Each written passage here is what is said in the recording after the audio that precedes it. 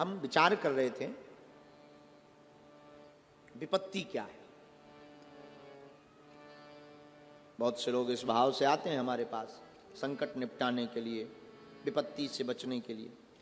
हम विचार कर रहे थे कि विपत्ति क्या है। संपत्ति का पाना विपत्ति है और प्रभु का पाना संपत्ति है। संपत्ति का पालना विपत्ति है। जिसके पास बहुत संपत्ति आ गई उसका भजन भी छूट जाता है प्रायः, और कई बार तो फिर शुगर की बीमारी होती तो भोजन भी छूट जाता है। अमीरों को यही टेंशन होती है कि अब हम पैसे की खपत कहां करें, रेड ना पड़ जाए, छापा ना पड़ जाए, अब रखें कहां। तो हमने विचार किया कि संपत्ति का पाना विपत्ति है और प्रभु को पाना परम संपत्ति है।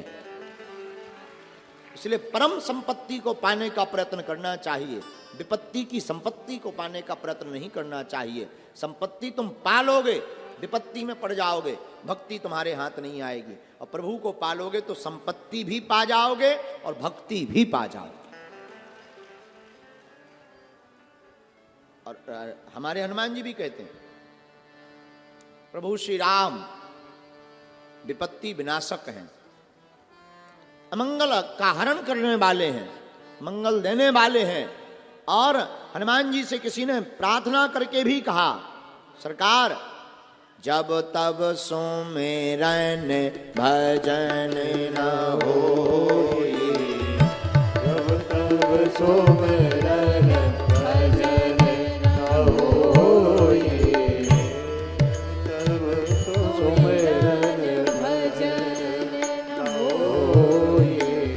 कहे हनुमंत विपत्ति प्रभु सोई, कहे हनुमंत विपत्ति प्रभु सोई, कहे हनुमंत विपत्ति प्रभु सोई, कहे हनुमंत विपत्ति प्रभु सोई। जब तब सुमिरन भजन न होई, जब तब सुमिरन भजन न होई। श्री राम जय राम जय जय राम, श्री राम जय राम जय जय राम। विपत्ति तब है जब भगवान का भजन नहीं। आचार्य चरण पूर्व संत भगवान एक कहते थे हमसे, बोले पंडित जी जिस दिन भगवान का भजन मुख से ना ले पाए उस दिन इतना शोक मनाना चाहिए जितना गृहस्थी आदमी अपने बड़े बेटे के मरने पर शोक मनाता है। इतना शोक मनाना चाहिए जब भगवान का भजन ना हो। जब भगवान का भजन ना हो बे समझना तुम्हें विपत्ति मिल गई है। भले ही करोड़ों की संपत्ति प्राप्त हो पर भगवान का भजन ना हो तो वो संपत्ति विपत्ति का कारक होती है। और तुम्हारे हाथ से संपत्ति भले ही छूट जाए पर भगवत भजन प्राप्त हो जाए तो वह परम संपत्ति है जो जन्म जन्मांतर तक चलने वाली है। इसीलिए साधकों को सदैव एक बात का ध्यान रखना पड़ता है, भगवत भजन नहीं छूटना चाहिए। ऐन कैन प्रकारेण भजन का कोई उपाय ना भी हो, एक उपाय सर्वोत्तम है। भारत के एक महात्मा विदेश गए, वहां पर कुछ लोगों ने इनके कपड़े देखे, पुराना जमाना, पत्थर मारे। पत्थर मारे तो ये हंसने लगे, राम जी को मत मारो ऐसा कहने लगे। एक भारतीय आदमी वहां खड़ा था, उन्होंने सोचा आदमी ठीक लगता है, लोग इसे मार रहे, ठीक नहीं है, बचा करके बाहर लाए। कहा बाबा एक बात बताओ, लोग पत्थर मार रहे थे, आप मुस्कुरा रहे थे, मामला क्या है?